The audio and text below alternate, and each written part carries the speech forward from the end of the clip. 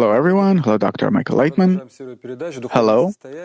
So we're continuing with our show, Spiritual States. Today we are going to talk about the Lurianic Kabbalah. In 30 minutes, we'll try to explain, nonetheless, what's the difference between the Lurianic Kabbalah, as known that it started evolving in the 16th century, and that to this day is actually the foundation of the wisdom. It is known to all that the wisdom of Kabbalah expresses how to balance out our egoistic nature. And actually, before that, the books that were written, if we talk about the Tanakh, the Book of Zohar, the Talmud, actually, all of them, this is what they talk about, how to balance out our egoistic nature and reveal the Creator. What's the uniqueness of the Lurianic Kabbalah? The matter is that to tell about the Creator, about His actions, for a person in our world, it is something that is not simple. It is not simple because it is a completely different world, completely different relations, completely different actions, meaning it is all completely different than what we got used to, than what we observe in our world. These are things that completely do not coincide with our qualities, actions, thoughts, and therefore it is hard. It's hard to explain something from the spiritual world in the language of our world. That's the main thing. The thing is that the spiritual world is not like our world in any way. It is a world of intentions. Not so much thoughts even, but intentions. Not actions completely. It's not about physical actions, but it's about intentions. But how do you pass all of that on to a person? Kabbalists. The first Kabbalists from ancient times, they were simply born with this kind of sensation and gradually developed in their sensations to a more general kind of understanding of where they are with their unique qualities of bestowal, connection, love, permeating the hidden forces of nature. I'd say that this is what's so hard to explain, because people think that we, in the form and the way that we're in, we can feel the upper world, the way we are now. But it's impossible. We feel our world through our five senses. Were we to have different senses, then we would have received completely different impressions, both about ourselves and about the world that's surrounding us. And it's a problem. So, the first Kabbalists, they have expressed themselves in the language of the legend and the language of stories, so to speak, passing on, describing different spiritual processes through something that is closer to stories, legends, where under the still vegetative, animate, and speaking nature of man, they actually meant the spiritual upper forces of nature, which are completely not physical. But they understood each other nonetheless, because they felt this higher sphere, this higher realm, and they were similar to each other in their sensations. And then as our ego grew from generation to generation, developed from generation to generation all the time, they started feeling how further and further away they become from ordinary people, and that they can't tell them anything, explain anything, reveal anything to them. And here appears a problem.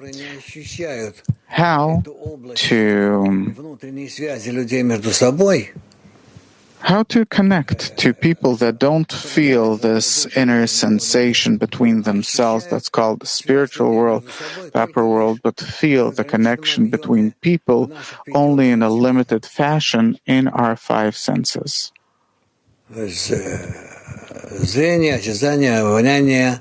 Seeing, hearing, smell, taste, touch.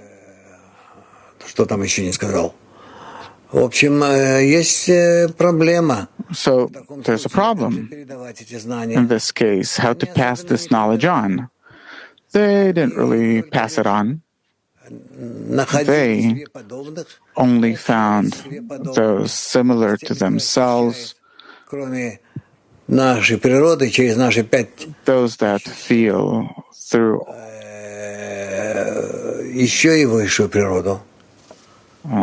our nature, also the upper nature. And they found a language for themselves called the language of branches. That is, a language that is parallel, in parallel to our sensations. They discovered that they're the five senses that man has, and in correspondence with that, there are also the five spiritual senses. And so they took the words, the language of our world, and through it started describing spiritual actions and qualities, the different interactions. And what follows is that you take the words of our world and you describe certain actions, interactions, ties, connections, and what you get is what's composed is this good picture about people that interact, get married, give birth, develop, etc., etc. But actually, it's not about that. Actually, it is about the inner qualities and how, through these inner qualities, they attain the upper world, the upper matter. And what happens is that they have developed this way for themselves an additional language called the language of the branches. Вот так у них получилось, что они могут разговаривать. And so this is how it is that they can talk. Несколько тысяч лет уже назад. And this started a few thousands of years ago. And before that, practically, there was the language of the Tanakh, of the Torah, в котором они описывали in which they have described the different actions of the spiritual world in the language of our world, but not in the language of branches. So if I correctly understand, there's the spiritual world, which is the world of the relations between us, but these are relations on the level of intentions, yes?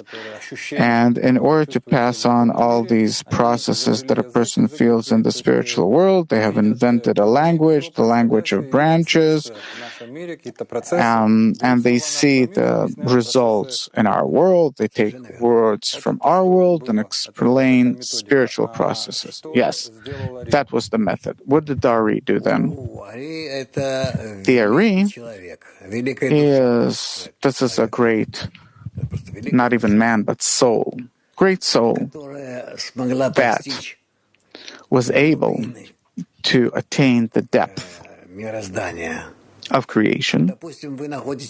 Suppose you are in front of some kind of machine, box. You don't know that it's a computer or something, and you start inquiring it. You push different buttons, you don't know what that is, you sniff the screen, you lick the keyboard, doesn't matter what you do. And gradually, you start understanding how can you interact with the keyboard, with the pictures, and with yourself. You discover this computer not in front of you, but inside of you. You start awakening in you different emotions, thoughts, intentions, relations, and by accumulating all of these, let's call them instructions in you, by that you awaken a corresponding result. And this way, you study yourself and the surrounding world as an interaction of special forces. Dari was the first in human history to reveal this unique interaction between man and nature, and start interacting with it, describing it all, teaching it to students, especially one of them that was called Chaim Vital. And Chaim Vital, he wrote everything that he heard from Dari. And that came out as a series of volumes, even though that it all happened in the 16th century, but it came out throughout the next hundreds of years. So he described the system of interaction between the souls, we can say. That's called the system of screens and lights. So,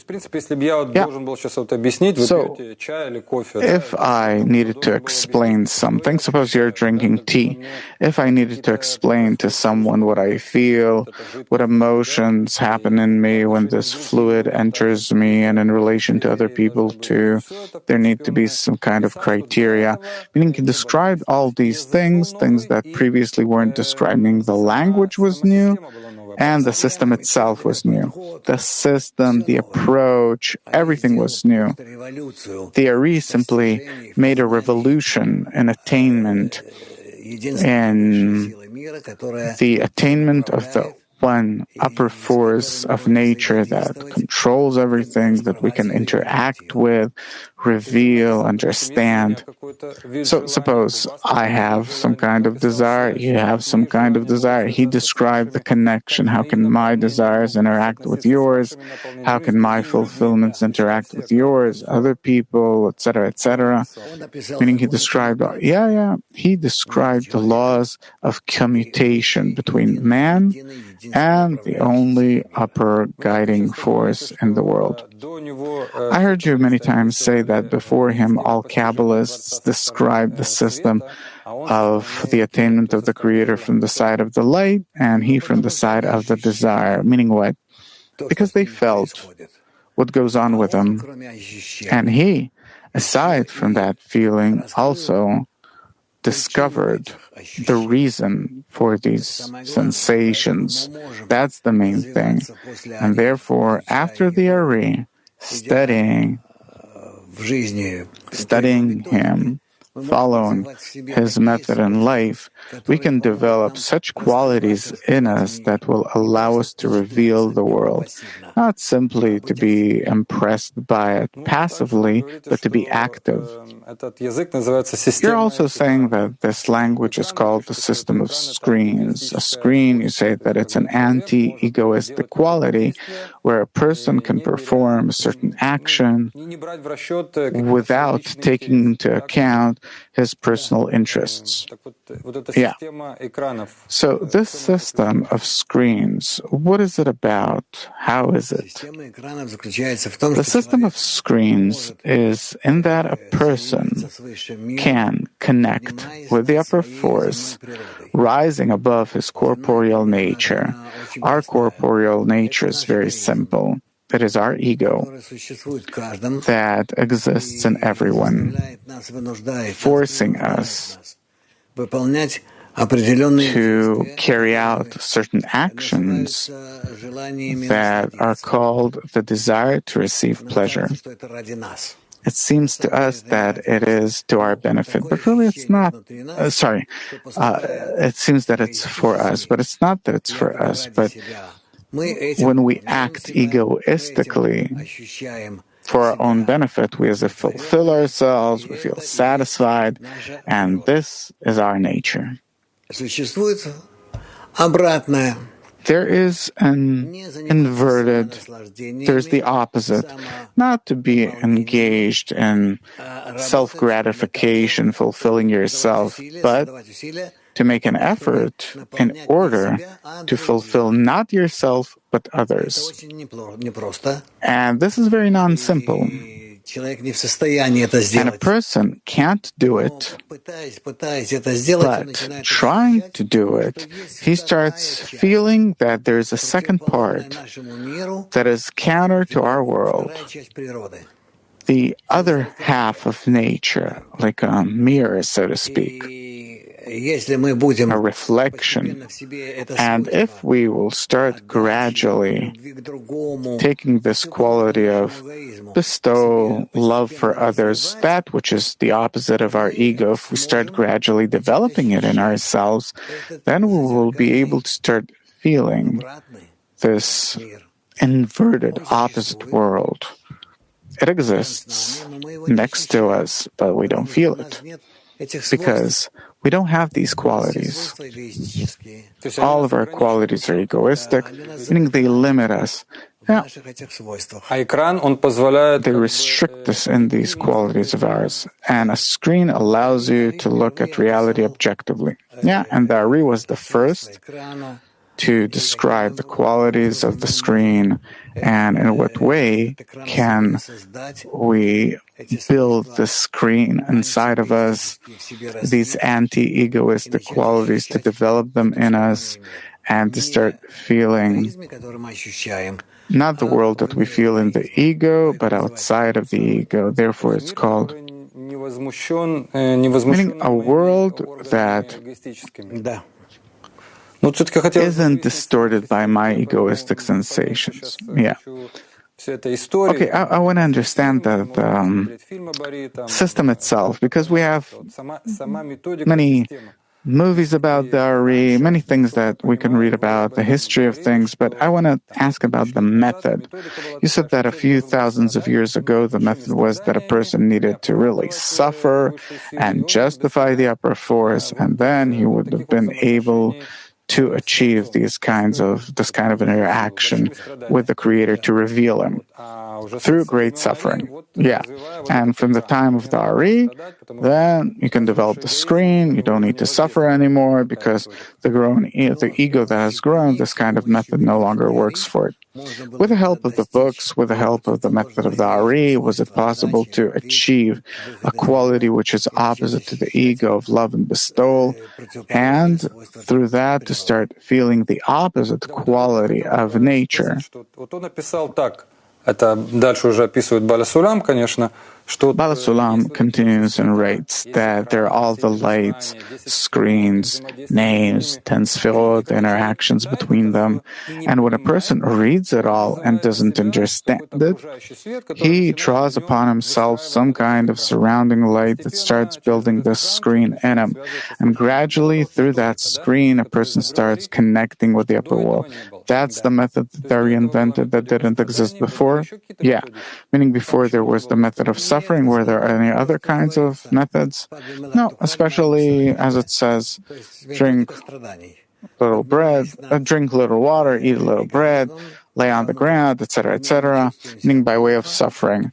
That because we feel bad inside the ego and a person forced himself into egoistic suffering on purpose, therefore he was forced to rise above it, run away from it, and this way he awoke in himself altruistic qualities. So the suffering mitigates the ego, softens it. It's easier for a person to then run away from it, rise above it. Yeah, but that's only on very small levels of the ego, because further on it doesn't work. Why not if I have a big ego? You can't go for these kinds of sufferings. I think to the contrary, the more sensitive a person, when a person has a big ego, he becomes more sensitive to suffering. You can't force yourself to approach this kind of suffering.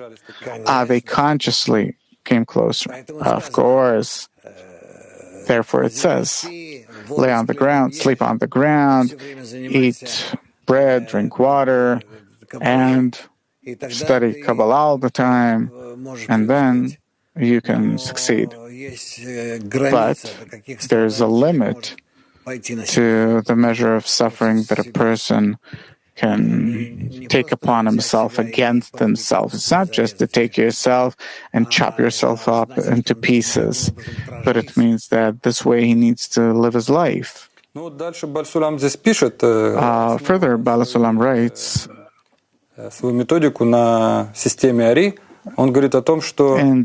he writes that if a person utters all these words, the names of the lights and the vessels, this way he draws upon himself the surrounding lights. Why? Because he as if recalls that which is written about his soul, meaning these lights and these vessels, they talk about his soul, and therefore he awakens this light upon himself. What does it mean that it's written about me there? Well, it's because he wishes to achieve such states that speak of the quality of bestowal, love, qualities that are inverted to his ego, and by aspiring to it, he awakens a special illumination upon himself, a special force. He awakens forces upon himself that exist in him too, but they are in a state in which he is immersed in it. And so, by aspiring to the opposite, by limiting yourself in everything, and by giving out everything that you have to others, he brings himself to a state where he rises above his egoistic nature. For him, it is actually not that important, and heads toward an altruistic nature. Even though that there's not a word said that about love, connection, it's a language of sfirot. No, in Kabbalah there's nothing about it. True. There's practically nothing said about emotions, but only about actions. But nonetheless, it is all in one language of Kabbalah, in the language of the so-called sfirot. But besides that, there's also another language, an emotional language in Kabbalah, where really a person starts attaining the upper world emotionally, and there are no longer any count of boundaries to what he senses, feels, and he understands that he enters a state of unlimited love of the Creator and dissolves in it. Well, this is actually what your teacher, Rabash, wrote about in his articles about the group, meaning it's not just that you need to come and put a book in front of yourself and read the names of all of these worlds and lights, but there needs to be a certain intention that a person needs to first acquire. He needs to work in a group, to try and unite with them, to get from them some kind of desire, specific desire, to express it, and with that to come and to study about the system of lights and screens, otherwise it's theory. Well, Kabbalah doesn't like theories. And it's important what Baal Sulam writes about the uniqueness of the language of Ari is that he says that you can't materialize anything, meaning when I read some story from the Torah, or even from the Zohar, then I start imagining people walking around, animals, wars, something, different events, because it's the language of branches. But when I simply read Keter, Chuma, Binah, and the interactions between them, I have no associations at all. This way, I don't materialize anything. So that's also uniqueness. Yeah, that's very important, because by no means can we